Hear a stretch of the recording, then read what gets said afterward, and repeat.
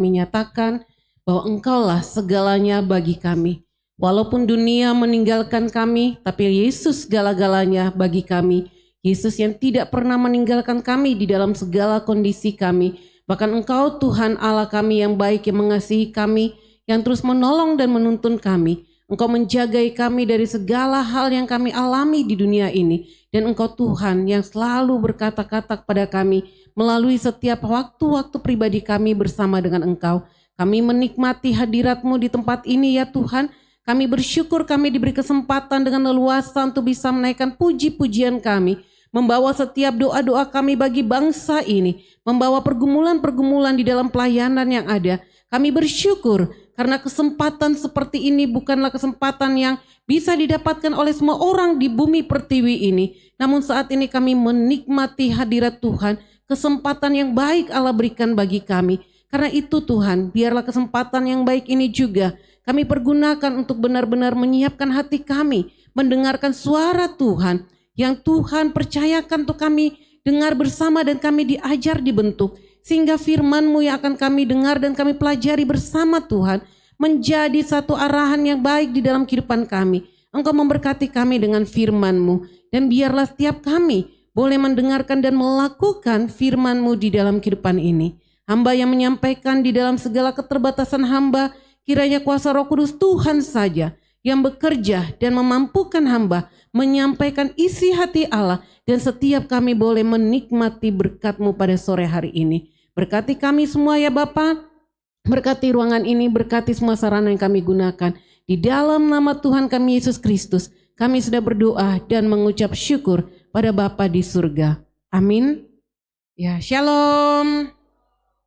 Puji Tuhan, setelah sekian lama mungkin ya, beberapa waktu sudah tidak berjumpa secara offline di tempat ini, ada kesempatan diberikan lagi untuk bisa memberitakan firman Tuhan. Bagi saya ketika memberitakan firman di tempat ini juga ini merupakan sarana bagi saya untuk menikmati hadirat Allah. Karena memang di beberapa tempat tidak bisa bernyanyi seleluasa seperti ini, memuliakan Tuhan seperti ini. Dan di sini adalah suatu kesempatan yang baik untuk menikmati Tuhan lewat setiap puji-pujian yang ada. Kita bersyukur untuk kesempatan yang Tuhan berikan.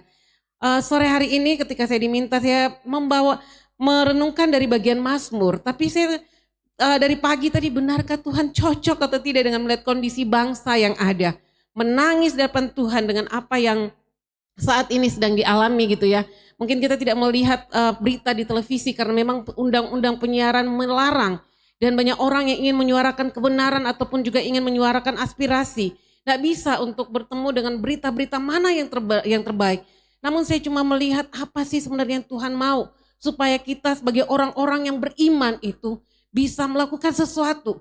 Dan akhirnya saya tetap melihat bahwa Mazmur 16 ini menjadi bagian mungkin yang bisa memberikan penguatan bagi kita. Di tengah-tengah kondisi bangsa yang mungkin saat ini kita katakan kita meratap, kita menangis di hadapan Tuhan. Mazmur 16 ayat 1 sampai dengan ayat yang ke-11. Saya percaya Tuhan mau berbicara kepada setiap kita, orang-orang yang benar, orang-orang yang saleh di hadapannya. Mazmur 16 ayat pertama hingga ayat yang ke-11. Saya akan membacakan buat kita semua. Mazmur pasal 16 ayat yang pertama hingga ayat yang ke-11. Saya memakai Alkitab terjemahan baru edisi yang kedua. Di bawah perikop bahagia orang saleh. Miktam dari Daud. Jagalah aku ya Allah, sebab padamu aku berlindung. Aku berkata kepada Tuhan, Engkaulah Tuhanku, Engkaulah kebahagiaanku, tidak ada yang melebihi Engkau. Orang-orang kudus yang ada di tanah ini, merekalah orang yang mulia, yang selalu menjadi kesukaanku. Bertambah besar kesedihan orang-orang yang mengikuti ilah-ilah lain. Aku tidak akan ikut mempersembahkan darah dari kurban curahan mereka, juga tidak akan menyebut-nyebut nama ilah-ilah mereka di bibirku. Ya Tuhan, Engkaulah bagian warisanku dan pialaku. Engkaulah yang memegang bagian yang diundikan bagiku. Tali pengukur jatuh bagiku di tempat-tempat yang permai. Ia milik pusakaku, menyenangkan hatiku. Aku memuji Tuhan yang telah menasihati aku. Iya, pada waktu malam hari, pada waktu malam hati nuraniku mengajari aku. Aku selalu hidup berhadapan dengan Tuhan, karena Ia berdiri di sebelah kananku, aku takkan goyah. Sebab itu hatiku bersuka cita dan jiwaku bersorak-sorai, tubuhku akan diam dengan tentram. Sebab engkau tidak menyerahkan aku ke dunia orang mati dan tidak membiarkan orang kudusmu melihat kebinasaan. Engkau memberitahukan kepadaku jalan kehidupan. Di hadapanmu ada sukacita berlimpah-limpah. Di tangan kananmu ada nikmat senantiasa. Demikianlah firman Tuhan, yang berbahagia setiap orang yang membaca, merenungkan, terlebih yang melakukan firman Tuhan di dalam hidup dan kehidupan sehari-hari. Bapak Ibu saudara-saudara yang terkasih di dalam Tuhan, saya mencoba mengangkat tema pada sore hari ini. Tuhan memberikan kebahagiaan bagi setiap orang yang berserah kepadanya. Tuhan memberikan kebahagiaan bagi orang yang berserah kepadanya. Karena kita tahu bahwa hidup kita sebagai umat yang percaya kepada Tuhan, hingga saat ini kita sadari bahwa kehidupan kita hanyalah pemberian dari Tuhan semata. Hanya hadiah dari Tuhan atau hanya anugerah Tuhan saja. Bukan karena kehebatan atau kepintaran, bukan karena gagah beraninya kita, atau bukan karena kita mampu menjalaninya. Di tengah-tengah pergumulan bangsa saat ini, orang-orang mau mengandalkan keuangan mereka, mengandalkan kepintaran mereka, mengandalkan apapun yang mereka miliki. Semua pasti akan lenyap. Tetapi ketika orang-orang hidup di dalam Tuhan, mengandalkan Tuhan dan menyadari bahwa hidup ini hanya milik Tuhan, maka dia akan mendapatkan kebahagiaan ketika dia berserah sepenuhnya kepada Allah. Mazmur 16 adalah mazmur yang ditulis oleh Daud di padang gurun Sif saat nyawanya terancam oleh Saul. Nyanyian yang dibuka dengan suatu doa permohonan. Pemazmur memohon kepada Tuhan supaya menjaga dan melindunginya. Bukan baru kali ini Daud datang berlindung kepada Tuhan. Alasan atau latar belakang permohonan ini tidak disebut. Namun permohonan ini dapat dilihat sebagai suatu ungkapan pengharapan pemazmur. Supaya dia terus menerus dilindungi Tuhan. Seperti sampai sekarang ketika dia mengalami suatu ancaman. Iman yang sejati terus menerus, dikatakan iman yang sejati dengan sendirinya mendorong manusia untuk terus menerus menyerahkan dirinya kepada Tuhan, menyerahkan dirinya ke dalam tangan Tuhan. Daud walaupun terkungkung gitu ya, di bawah kondisi yang sangat sulit, Daud tetap bersandar pada Allah sehingga ia bisa bersuka cita di dalam segala kesulitan yang dia alami, di dalam kesusahan dia, serta dia meyakini bahwa Allah akan memberitahukan kepadanya jalan kehidupan. Ayat yang ke-11a. Dia percaya bahwa Allah akan memberitahukan jalan kehidupan baginya yang bisa meluputkan dia dari maut. Dari mana kita mengetahui jalan kehidupan kita? Jalan kehidupan ini. Bagaimana orang Kristen dapat bersandar penuh pada Allah untuk mewujudkan berkat serta kebahagiaan hidupnya? Pertama kita akan lihat di dalam ayat yang kedua B. Dikatakan kita harus memandang ke atas. Yaitu kepada Allah yang menjadi sandaran kita satu-satunya. Tidak ada yang baik bagiku selain Engkau. Dikatakan di situ, Engkaulah kebahagiaanku, tidak ada yang melebihi Engkau. Setiap kali Daud berlindung kepada Tuhan, Allah Israel, si pemazmur selalu menyerahkan dirinya kepadanya dengan berkata, Engkaulah Tuhanku, Engkaulah kebahagiaanku. Artinya, kata Tuhan kalau kita bandingkan dengan Mazmur 8 di pasal 8 ayat 2, dia katakan, ya Tuhan, Tuhan kami, betapa mulianya namamu di seluruh bumi, keagunganmu yang mengatasi langit dinyanyikan. Ini mau menunjukkan bahwa Tuhan adalah satu-satunya yang telah memberikan kebahagiaan yang paling mendalam kepadanya. Daud sendiri telah mengalaminya. Daud sadar bahwa kebahagiaan dan keberhasilan itu datangnya dari Tuhan. Bukan dari kekuasaan yang dia miliki ataupun juga dari kepintarannya. Sehingga kebahagiaan itu membawa kepuasan di dalam dirinya. Kepuasan yang sejati hanya ada di dalam Tuhan yang kita kenal di dalam Kristus Yesus. Handphone kita, keluarga kita, kepandaian kita, keberhasilan kita tidak akan pernah memberikan kepuasan yang sejati. Rumah mewah yang kita miliki yang mungkin menurut kita bisa memberikan jaminan bagi masa depan kita, tidak pernah memberikan kepuasan yang sejati.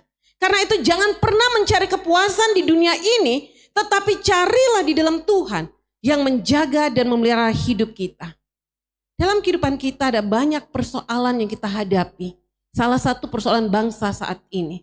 Semua orang menjadi marah terhadap pemerintah. Semua orang menjadi marah kepada perwakilan rakyat yang dipilih, yang diharapkan bisa mewakili mereka. Bahkan juga mungkin kita marah dengan kehidupan kita. Terkadang kita tidak sanggup untuk menyelesaikan semua persoalan-persoalan yang ada. Tapi seringkali kita mencoba menyelesaikan dengan kekuatan kita sendiri. Namun bagi orang-orang yang bergaul erat dengan Tuhan, dia tahu bagaimana caranya menyelesaikan persoalannya satu demi satu, yaitu dengan hikmat yang Tuhan berikan baginya. Bagi orang yang bergaul erat dengan Tuhan, ketika menghadapi masalah, ia tidak mudah untuk putus asa. Dia tidak mudah menyerah, dia tidak mudah untuk berhenti berjuang, tetapi dia akan terus datang kepada Tuhan, sehingga dia bisa menyaksikan kebesaran Tuhan melalui pergumulan demi pergumulan yang dia alami. Ketika ada persoalan, jangan cepat-cepat untuk menyelesaikan dengan cara kita. Tetapi biarlah pergumulan itu, persoalan itu kita bawa kepada Tuhan. Sehingga kita bisa mendapatkan ketenangan, mendapatkan kedamaian dan kebahagiaan. Ayat 1 jelas dikatakan di situ, jagalah aku ya Allah, sebab padamu aku berlindung. Pemazmur sadar betul yang bisa menyelesaikan persoalan dia adalah Tuhan yang menjaga akan kehidupannya. Ketika kita melihat situasi bangsa yang ada saat ini, sebagai orang yang hidup di negeri ini, sebagai orang yang dipercayakan Tuhan menjadi bagian dari bangsa ini, orang-orang yang dikatakan bukan hanya menjadi warga kerajaan Allah, tapi juga menjadi warga negara Indonesia. Apakah yang kita lakukan ketika kita melihat situasi yang ada seperti sekarang ini? Apakah kita ikut mencaci maki petugas keamanan yang kita lihat melakukan tindakan kekerasan? Ataukah kita mengambil sikap berlutut menangis dan meminta pertolongan Tuhan?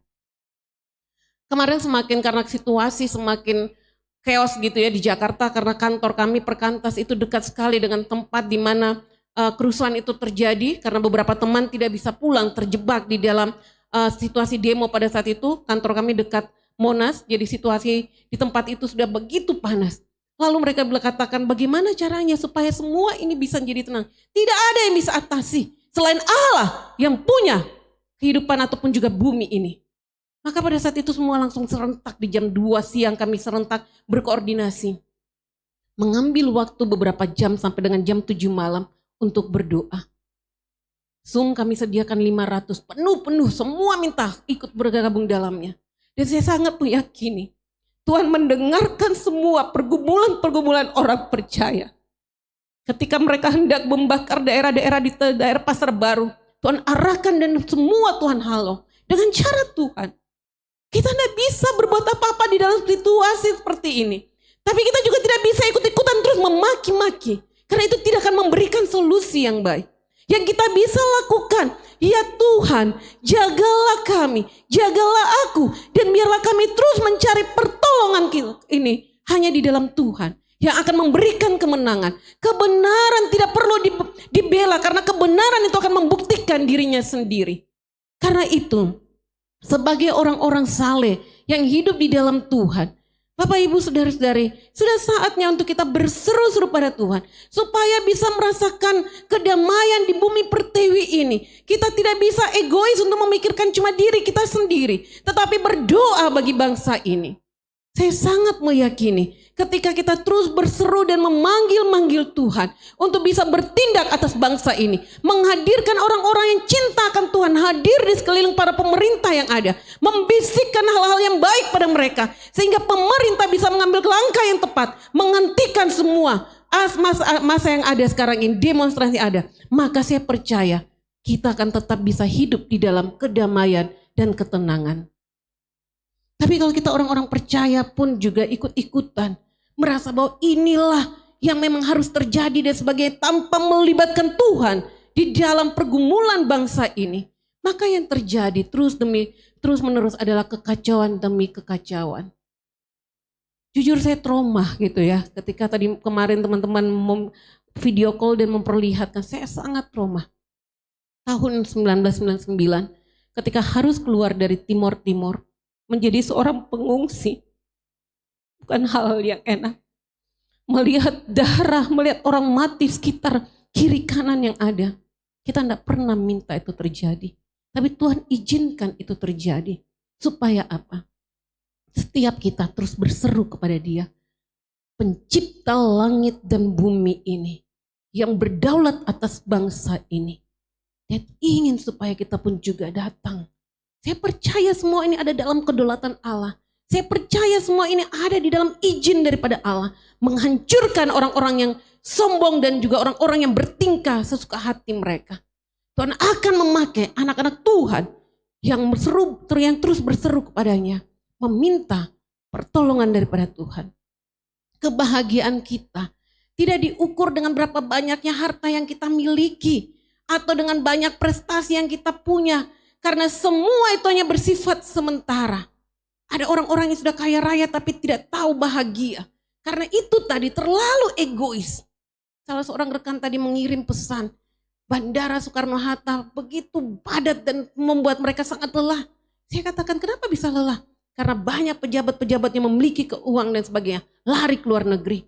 Ya bagaimana mereka mau tenang? Mereka hidup di dalam kecukupan secara materi di dunia ini. Tetapi mereka tidak pernah bisa mendapatkan kepuasan yang sejati.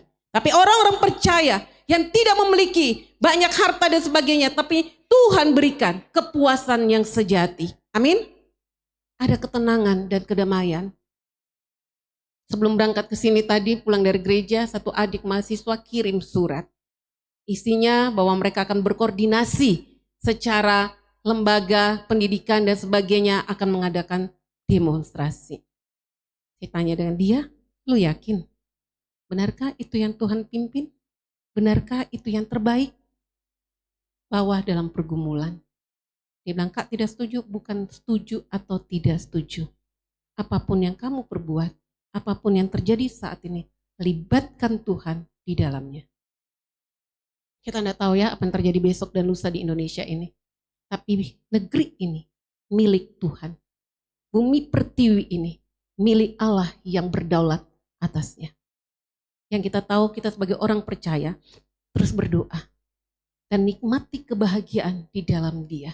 Hanya di dalam Dia ada kepuasan yang sejati. Yang kedua, yang pertama kita diminta untuk terus memandang kepada Allah. Yang kedua kita harus memandang ke sekeliling kita. Allah menguduskan orang-orang yang takut akan Dia. Sehingga kita bisa berkata, orang-orang kudus yang ada di tanah ini, merekalah orang mulia yang selalu menjadi kesukaanku. Dalam bagian ini kita melihat ketika pemazmur sudah menaikkan doa permohonan kepada Tuhan, ia berhenti gitu ya. Ia berhenti sejenak untuk merenungkan sikap Tuhan kepada orang-orang kudus di negeri ini. Dan nasib para penyembah Allah-Allah lain, ilah-ilah lain yang ada pada saat itu. Yang dimaksud orang-orang kudus negeri ini ialah orang-orang yang takut akan Tuhan. Orang-orang saleh, kita bandingkan di dalam pasal yang ke-34 ayat yang ke-10 dikatakan, takut akan Tuhan, hai orang-orang yang kudus, sebab tidak berkekurangan orang yang takut akan Dia. Tuhan, dikatakan di sini, Tuhan berkenan kepada mereka dan memuliakan mereka dengan seluruh kesukaannya. Artinya, dengan pernyataan cinta kasih Tuhan, bagi orang yang mengikuti Allah-Allah lain, hanyalah kegelisahan yang mereka dapatkan sebagai ganjaran mereka. Tapi orang-orang kudus akan mendapatkan kesukaan di dalam Tuhan. Sekeliling kita ada begitu banyak orang-orang kudus. Dan saya percaya sore hari ini di dalam persekutuan kita, ada sukacita yang Tuhan taruh di dalam hati kita. Ada ketenangan, ada kepuasan, ada kedamaian yang Allah berikan. Bagi mereka yang tidak di dalam Tuhan, hanya kegelisahan. Dan sekarang ini banyak orang yang gelisah.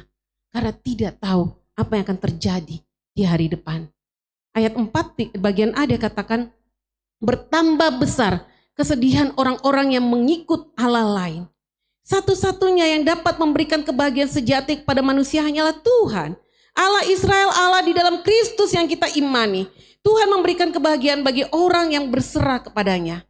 Nah, ayat 5-6 kalau kita perhatikan di situ, pemazmur membawa pemazmur ke suatu doa kepercayaan dan juga sukacita di dalamnya. Kebahagiaan yang dialaminya sekarang dan selalu dialami berada di dalam tangan Tuhan dan berasal dari Tuhan saja. Makanya dikatakan Tuhan adalah warisanku dan pialaku di ayat yang kelima. Apa maksudnya? Ini bisa dikatakan gitu ya, ini bisa dibandingkan dengan Bilangan pasal 26 dan juga di ayat 55 sampai 56 dan juga Bilangan pasal 54, 33 ayat 54 dikatakan, maka haruslah kamu membagi negeri ini sebagai milik pusaka dengan membuang undi menurut kaummu kepada orang yang besar jumlahnya, haruslah kamu memberikan milik pusaka mereka dengan jumlah yang besar. Dan kepada yang kecil jumlahnya haruslah kamu memberi milik pusaka yang kecil yang ditunjuk oleh undi bagi masing-masing. Itulah bagian undiannya. Menurut suku nenek moyangnya haruslah kamu membagi milik pusaka itu. Jadi ada 11 suku gitu ya. 11 suku mendapatkan bagiannya masing-masing, hanya suku Lewi yang tidak diberikan.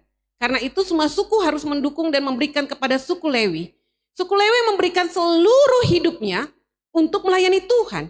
Karena bagiannya gitu ya, bagiannya itu teristimewa yang diterima oleh suku Lewi adalah Tuhan. Pemazmur bukan berasal dari suku Lewi, namun pemazmur menyadari bahwa warisannya adalah Tuhan. Ya Tuhan, Engkaulah bagianku, warisanku dan pialaku. Kebahagiaan terbesar yang dimiliki oleh pemazmur adalah Tuhan.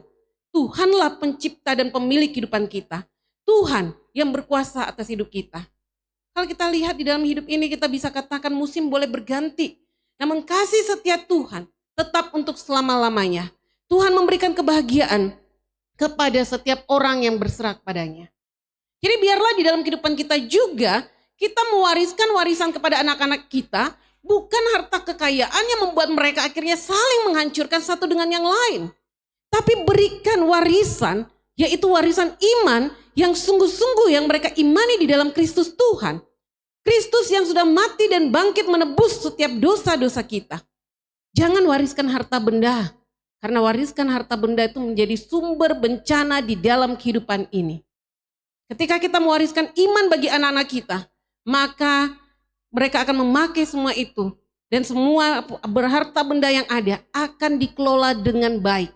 Berkat-berkat yang Tuhan berikan itu akan dipergunakan untuk mempermuliakan nama Tuhan.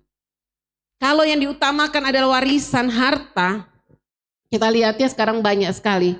Banyak orang tua yang akhirnya mau dikatakan cuma menyesal. Punya harta banyak bagi pada anak-anak. Bukan anak-anak tambah damai, bukan anak-anak seakur satu dengan yang lain. Yang ada anak-anak saling apa? Bunuh-membunuh. Itu yang terjadi. Tapi kalau orang tua sadar dan berhikmat benar, wariskanlah iman. Maka iman itu akan menolong mereka hidup dengan benar. Dan iman itu akan menuntun mereka untuk melihat setiap berkat-berkat yang Tuhan berikan bukan dipakai untuk kepuasan diri sendiri. Tetapi akan dikelola dengan baik. Dan berkat-berkat itu dipakai untuk sesuatu yang mempermuliakan nama Tuhan.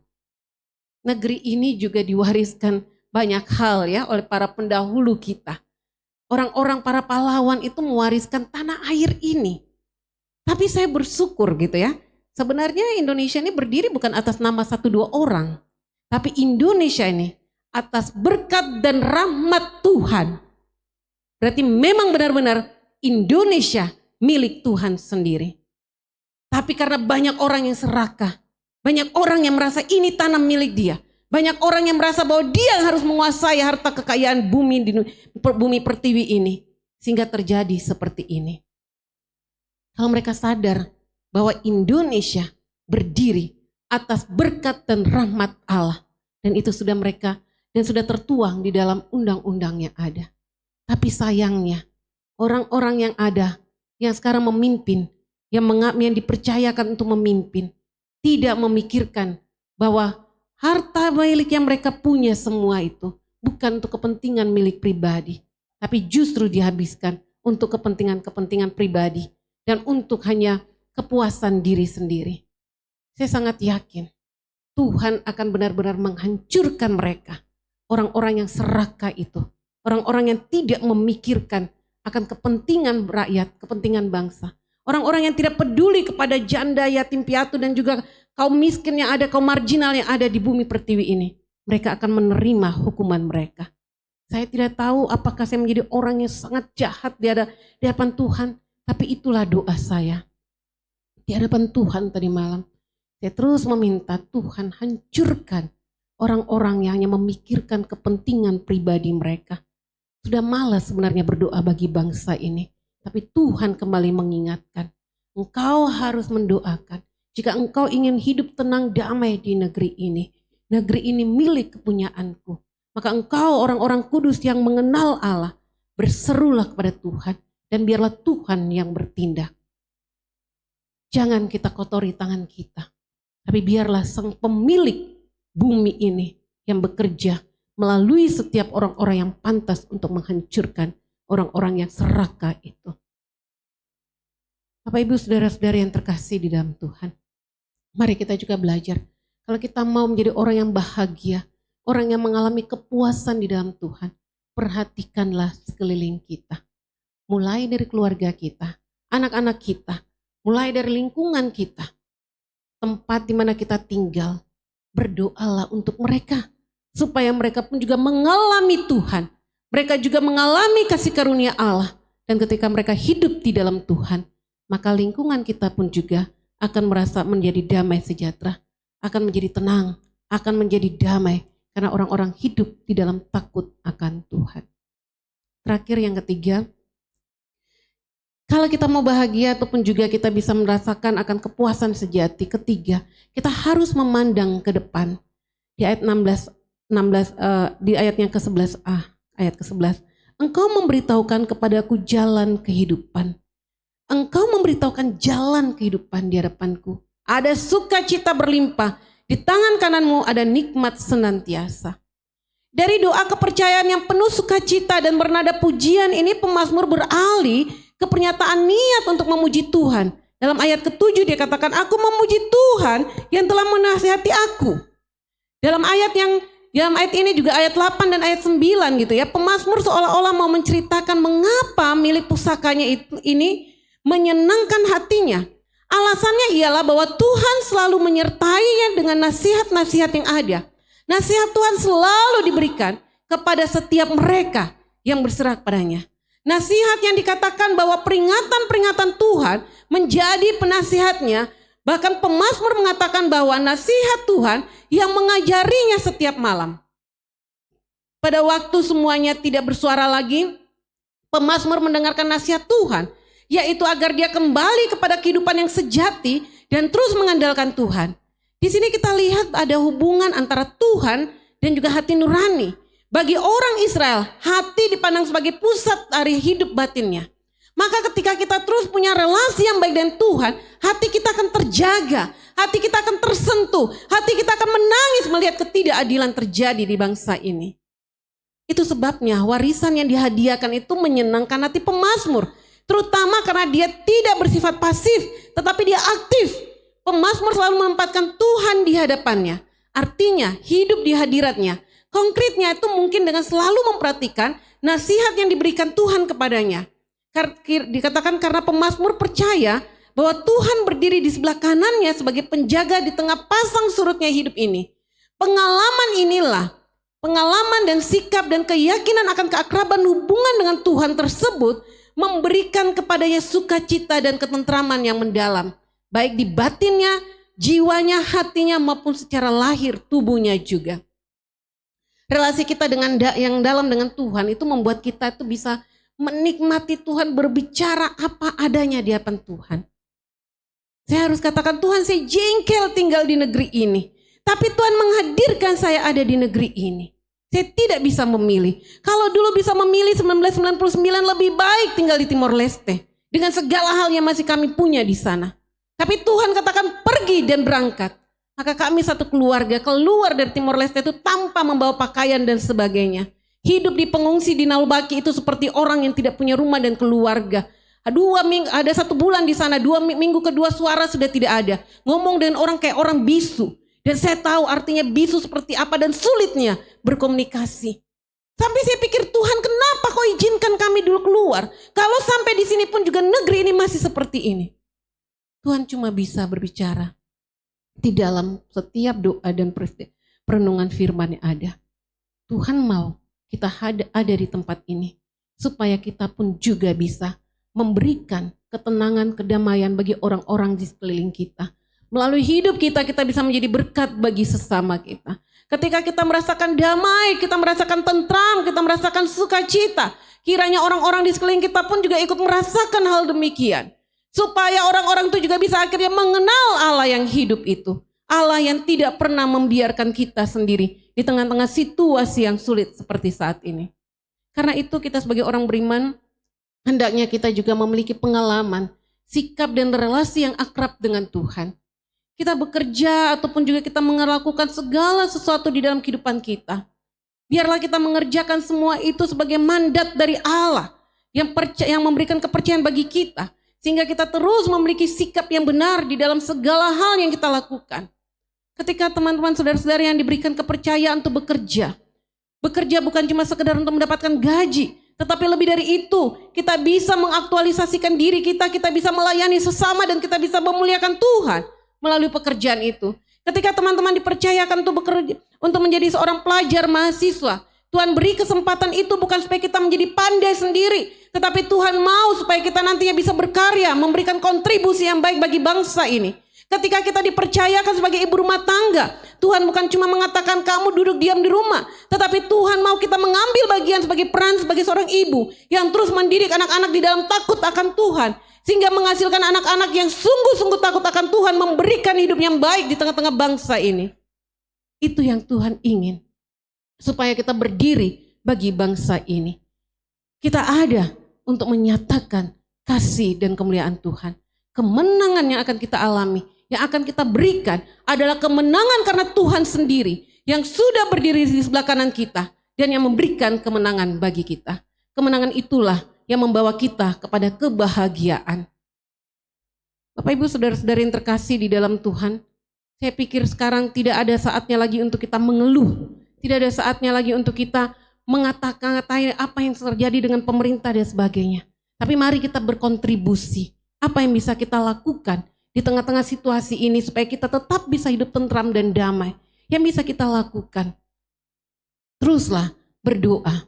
Ketika kita bisa memberitahukan kepada orang-orang supaya tidak melakukan anarkis, lakukan itu. Ketika kita bisa memberikan pesan moral yang baik lewat media sosial kita atau apapun, lakukan.